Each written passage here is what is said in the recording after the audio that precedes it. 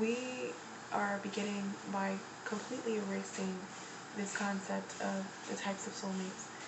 Erase from your mind how to recognize a soulmate. Forget about life partnership or even marriage.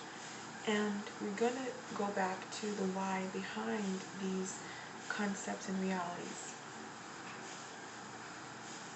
Soul care is keeping God first. And I'm going to explain that, how that is true. God comes first. God is the priority. And we tangibly demonstrate that by caring for our own souls. God tells us, Bani Adam ala Surah, in one well-known prophetic tradition, which translates to, I created children of Adam in my image. This alone makes us valuable. When we are treating our own souls as the children of Adam, as worthy, and we're caring for that, then we are naturally keeping God first. And that alone makes us valuable. One of the steps that I list in the article that I encourage you to check out before any other article in the description, soul care, keeping God first, is most important, because without that piece, everything else is irrelevant. Okay? Yes, soulmates are universal.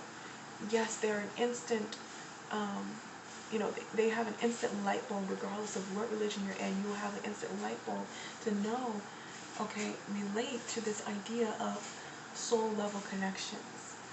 And yes, soulmates also can encourage true life partnership, but we often imagine that that soulmates are going to be our life partners. There's only one. There's so many misconceptions, when in reality, we have so many types of soulmates, and the number one soulmate that we have to live with day to day is our own selves.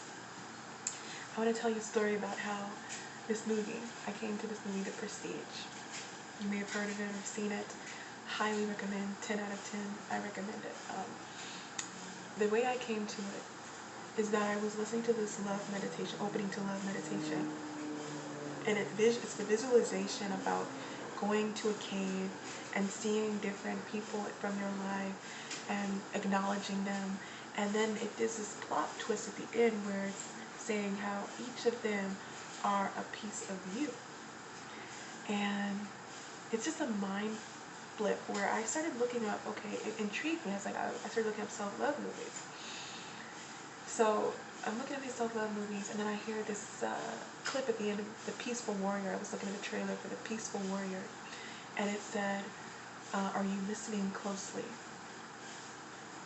And after that, I said, I was like, well, that reminds me of a clip from Jay Electronica's song where he said, are you watching closely? And I wanted to know what movie that was from. I looked it up. Lo and behold, The Prestige.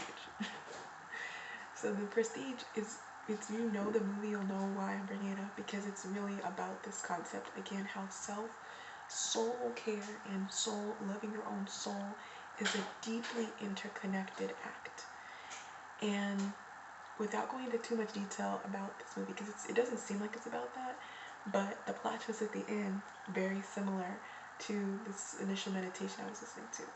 And the whole mantra that keeps coming up, are you watching closely, is about this mindfulness that soul care affords.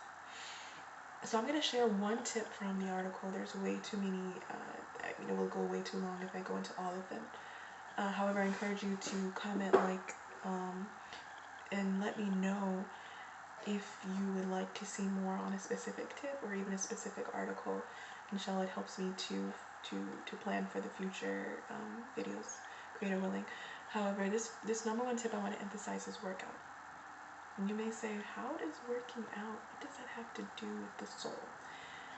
Well, brothers and sisters, it is deeply connected to the soul, because as I learned myself back in grad school 2017, I was reading the Walking Quran and learned how West African Quran schools will actually write the Quran on a tablet and then wash it off and consume it. And in this way, they're literally embodying the word of the Quran and becoming walking Qurans.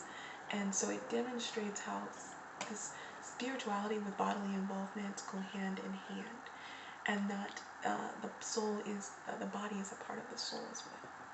And this is a very unpopular opinion, at least in the West. However, I encourage you to do your own research and to really accept this, because not accepting it can have really bad repercussions. So obviously when we neglect our bodies, when we neglect this whole cycle of working out, very symbolic, where we don't practice, we don't work out once and then say, okay, I'm done, I give up. But we say, good, keep at it. And we learn to love the muscle building and the strength training through the resistance that we have in these workouts. And the consistency, which we know our beloved Prophet ﷺ loved, that comes in working out. And more obviously, we're increasing dopamine, we're increasing the good vibes that keep us aligned and keep us on purpose when we work out. We're feeding our faith and letting our problems starve to death, which we know for many, that physical ailments are a huge thing right now. So this is a great way to really kind of refocus where we can and take care of our souls in the ways that we are able. And it just shows appreciation for the vessel that Allah has created when we can really take care of ourselves. Allah tells us, "Lan shakartum lazidannakum" in the Quran, which means if you are thankful, I will give you more. And so naturally, when we take care of, anybody can work out. There's always, mashallah, a way to stretch.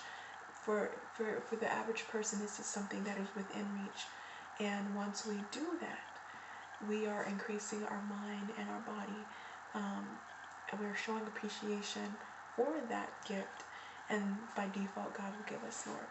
And I would say that it is keeping God first when we care for our own soul, our own body. So that's just one of 10 tips that are given. If you'd like more, I encourage you again to look at the description below and subscribe, comment, let me know if you would like to see more on this article or any of the others.